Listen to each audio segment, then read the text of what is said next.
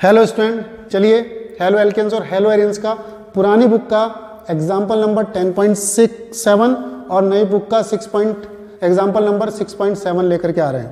Question है predict the order of reactivity in SN1 and SN2 reaction the 4 isomeric bromobutane. तो isomeric bromobutane में चारों isomeric bromobutane पहले लिखते हैं। चलिए इसका आंसर करते हैं। आंसर में पहला पॉइंट करते हैं, 4 आइसोमेरिक ब्रोमोब्यूटेन के 4 आइसोमर्स बनाते हैं हम। पहला ब्रोमोब्यूटेन बनाया मैंने CH3 CH2 CH2 CH2 Br। दूसरा क्या करता हूँ, इस Br को मैं यहाँ लाता हूँ तो CH3 CH2 CH2, इस Br को मैं यहाँ ले आया तो CH Br और CH3। तीसरा मैं इसको यहाँ से यहाँ लाता हूँ तो नहीं, ऐसे नहीं हो पाएगा क्योंकि फिर काउंटिंग यही होगी, यही बन जाएगा ये तो कंपाउंड, इधर से काउंटिंग हो जाएगी। तो फिर क्या करते हैं, इसको एक काम करते हैं, इसको तोड़ता हूँ मैं, इसको इसके नीचे लाता हूँ, ये बनाता हूँ मैं CH3 CH, इसके नीचे CH3, इसको इसके नीचे ले आया, फिर CH2 और फिर Br। तो ये 3 हुआ। चौथा क्या हुआ, चौथा मैं 3 डिग्री वाला बनाता हूँ, CH3 C CH3 CH3 और Br, ये 4 बनाए। इसको मैंने लिया A, इसको मैंने लिया B, इसको मैंने लिया C, इसको मैंने लिया D। अब क्वेश्चन है किसमें SN1 और किसमें SN2 ज़्यादा फास्टर होगी। किसी एक को बता देते हैं, उसका उल्टा हो जाएगा, SN1 बता देते हैं, SN2 बता देते हैं। चलिए SN1 बताते हैं। तो SN1 में मैंने क्या बोला था, हम लोगों ने SN1 के लिए पढ़ा हुआ है कि SN1 फास्टर होती है 3 डिग्री में, फिर 2 डिग्री में, फिर 1 डिग्री में, क्योंकि ये SN1 कार्बोकेटाइन पर डिपेंड करती है और कार्बोकेटाइन की स्टेबिलिटी ये होती है। ऐसी SN2 किस पर डिपेंड करती है, स्टेरिक हिंडेंस पर, यानी भीड़ भाड़ पर। जहाँ भीड़ भाड़ ज़्यादा वहाँ ये रिएक्शन कम होगी। तो 3 डिग्री में भीड़ भाड़ ज़्यादा होने के कारण 3 डिग्री लास्ट में पहुँचाएगा, 1 डिग्री पहले आएगा, फिर 2 डिग्री और फिर 3 डिग्री। SN1 इसमें फास्टर होती है 3 डिग्री में, SN2 किस में फास्टर होती है 1 डिग्री में। तो चलिए SN1 को पकड़ के चलते हैं और SN2 का आंसर फिर उसके आधार पर दे देंगे। इसमें अगर जो Br यहाँ से इसको छोड़ करके जाएगा तो ये बनेगा इसमें कार्बोकेटाइन, इसमें यहाँ से Br इसको छोड़ेगा तो कार्बोकेटाइन यहाँ बनेगा, इसमें Br इसको छोड़ करके जाएगा, कार्बोकेटाइन यहाँ बनेगा, और इसमें कार्बोकेटाइन यहाँ बनेगा। आराम से पढ़िए, ये वाला कौन सा कार्बोकेटाइन है, तो ये वाला हमारे पास 3 डिग्री कार्बोकेटाइन है, क्योंकि ये एक कार्बन है और इस पर 3 कार्बन लगे हुए हैं, तो ये कार्बोकेटाइन 3 डिग्री है। अब आइए इसके बारे में, ये कौन सा कार्बोकेटाइन है, तो 1 डिग्री है, क्योंकि ये कार्बोकेटाइन है और इस कार्बोकेटाइन के साथ केवल एक कार्बन है, तो ये 1 डिग्री कार्बोकेटाइन है। इसमें आइए, ये कौन सा है, ये कार्बोकेटाइन, दोनों तरफ से कार्बन लगे हुए, तो ये 2 डिग्री कार्बोकेटाइन है। ये कौन सा कार्बोकेटाइन है, तो ये 1 डिग्री कार्बोकेटाइन है। अब देखिए कौन सी स्टेबिलिटी बताना चाह रहे, हम बताना चाह रहे SN1 3 डिग्री में सबसे तेज होती है, तो 3 डिग्री वाला यानी कि D सबसे पहले आ गया, तो D तो फास्टर हो जाएगा, इसमें D सबसे पहले तो D आ जाएगा। उसके बाद 2 डिग्री ये है तो 3 डिग्री ये भी हो गया सबसे तेज, फिर उसके बाद आया 2 डिग्री का मतलब B, तो उसके बाद आएगा B। अब ये 1 डिग्री और ये भी 1 डिग्री है, ये भी 1 डिग्री है, यानी A और C में कन्फ्यूजन है। तो A और C में कन्फ्यूजन को चेक करने के लिए हम जानते हैं कि कौन सा कार्बोकेटाइन ज़्यादा स्टेबल होता है, तो ये वाला कार्बोकेटाइन ज़्यादा स्टेबल है। क्यों, क्योंकि ये दोनों तरफ से ये इंडक्टिव इफेक्ट के कारण इसकी स्टेबिलिटी को बढ़ाता है। इलेक्ट्रॉन डोनेटिंग ग्रुप है, इसको इलेक्ट्रॉन डोनेट करते हैं, जिससे के कारण इसकी स्टेबिलिटी ज़्यादा बढ़ जाती है। ये इसको इलेक्ट्रॉन डोनेट करते हैं, जिससे इसकी पॉजिटिविटी घटती है, Br इसको छोड़ के चला जाता है, इसकी स्टेबिलिटी ज़्यादा अच्छी हो जाती है, तो ये ज़्यादा स्टेबल कार्बोकेटाइन बनाएगा।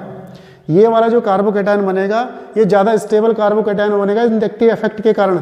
यहाँ भी इंडक्टिव इफेक्ट है, आप कहेंगे 3 कार्बन डोनेटिंग ग्रुप है, नहीं, जैसे जैसे डिस्टेंस बढ़ती है, डिस्टेंस के बढ़ने के साथ साथ इंडक्टिव इफेक्ट की वैल्यू कम उठती रहती है, इंडक्टिव इफेक्ट अच्छा काम नहीं करता। तो इसमें ये कार्बन तो बहुत सारे हैं, लेकिन ये डिस्टेंस भी तो बढ़ रही है इसके साथ, तो डिस्टेंस बढ़ने के साथ साथ इंडक्टिव इफेक्ट की पावर कम होती जाती है। यहाँ डिस्टेंस नहीं बढ़ रही, ये भी उतनी दूरी पर है, इसको यहाँ लगा दे तो वहीं पर है, तो यानी कि यहाँ पर इंडक्टिव इफेक्ट ज़्यादा काम कर रहा, यहाँ पर कम काम कर रहा, इसलिए उसके बाद स्टेबिलिटी आएगी C की, तो अब आएगा C और फिर आएगा A, तो ये इसकी स्टेबिलिटी होगी SN1 में ऐसी स्टेबिलिटी चलेगी हमारे पास कोई कार्बन कैटायन के रूप में। और SN2 में इसका उल्टा कर दो, A is greater than C is greater than B is greater than D, तो ये आएगी हमारे पास SN2 के टूवर्ड्स। तो SN1 और SN2 में इसकी रिएक्टिविटी को हम इस प्रकार से बता सकते हैं। चलिए इसका दूसरा पॉइंट इसी 6.7 एग्जाम्पल का पॉइंट नंबर 2 लेकर के चलते हैं। तो दूसरे पॉइंट में क्या क्या चीज़ें दे रखी हैं, जरा हम इनको बना लेते हैं। पहला पॉइंट क्या दिया हुआ हमको, पहला पॉइंट दिया हुआ C6H5CH2Br। तो C6H5CH2Br को मैं बनाता हूँ, कैसे बनाया मैंने इसको, ये बनाया मैंने C6H5 रिंग बना दिया और ये आया CH2 और इसके पास आ रहा Br। अब ये बनाता हूँ मैं नेक्स्ट, तो C6H5 बनाया मैंने, ये बनाया मैंने C6H5, ये इसके पास क्या है CH के पास क्या है फिर C6H5 यानी कि फिर रिंग, और इधर क्या है इस पर Br आ रहा।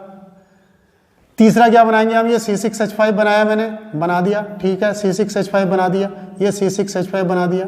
अब क्या है CH पे क्या है CH3 और CH3 पे क्या है यहाँ Br आ रहा है, इस टाइप से बना दिया। अब अगला देखिए, अगला क्या बन रहा, उसको मैं चलो इधर ही बना देता हूँ, मैं उसको मैं यहाँ बना देता हूँ। तो ये C6H5 आया, ये आया C6H5, ये C6H5, ये क्या बना C, ये बना C, ये क्या बना, ये एक और C6H5, एक और C6H5, एक और CH3, एक और CH3, और यहाँ पर क्या आ गया Br। फिर दोबारा से देखिए इसमें क्या गया C6H5CH2Br, C6H5CH2Br, ये C6H5 ये आ गया, CH ये आ गया, C6H5 ये आ गया, Br ये आ गया। यहाँ पर आइए C6H5 CH CH3 और Br, C6H5 CH3 और C6H5 और Br ये आ गया।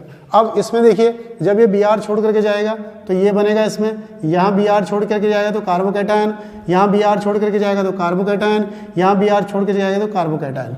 अब देखिए ये कार्बोकैटायन कौन सा है, CH2 के साथ Br है इसलिए 1 डिग्री कार्बोकैटायन है, 1 डिग्री।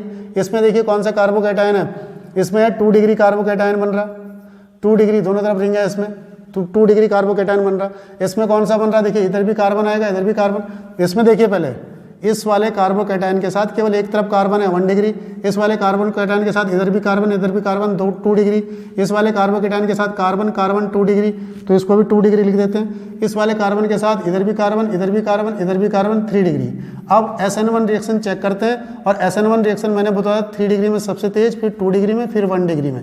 इसको पकड़ के चलते हैं। तो 3 डिग्री में सबसे तेज यानी कि ये वाला पहले, यानी कि ABCD अगर जो हम इसको लिख दें कि ये A था, ये B था, ये C था, ये D था, तो सबसे फास्ट किस में चलेगा SN1, तो SN1 चलेगी पहले D में, तो D में सबसे तेज SN1 क्योंकि 3 डिग्री। अब चलते हैं 2 डिग्री, तो 2 डिग्री आ गए 2 ये 2 डिग्री। अब इन दोनों 2 डिग्री में से ये ज़्यादा स्टेबल होगा क्योंकि इस कार्बोकैटायन के साथ दोनों तरफ रिंग है और रिंग इसकी स्टेबिलिटी को बढ़ाता है, तो रिंग के कारण रेजोनेंस दोनों तरफ से होगा, रिंग के कारण इसकी स्टेबिलिटी बढ़ेगी, तो रिंग के कारण इसकी स्टेबिलिटी बढ़ेगी, तो अब ये ज़्यादा स्टेबल होगा, तो 2 डिग्री आएगा, तो इसका मतलब B आएगा, तो उसके बाद आएगा B, और B के बाद ये भी 2 डिग्री है, तो ये 2 डिग्री 1 डिग्री में, तो लास्ट में आना है तो हार गया, 1 डिग्री तो लास्ट में चलेगा।